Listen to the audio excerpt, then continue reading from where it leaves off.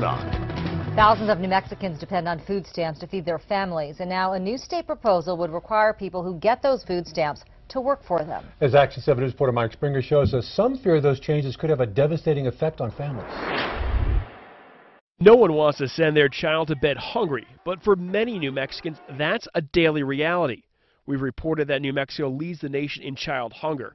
It's a problem Louise Pocock with the New Mexico Center on Poverty and Law believes is about to get worse. Ultimately, it's going to be the family that has less SNAP benefits if an adult is not able to comply. Pocock believes changes to get SNAP benefits only make it harder for families to get the help they need.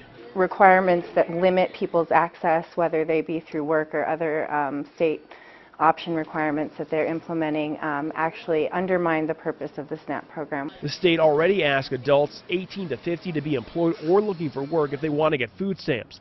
Under the state's proposal, people with children older than 6 have to do 80 hours of community service a month. This would apply to anyone between 16 and 60. These requirements are not new. They were in existence prior to 2009, and all we're really doing with this is restoring those previous requirements. In 2009, New Mexico got a waiver from federal work requirements tied to SNAP benefits.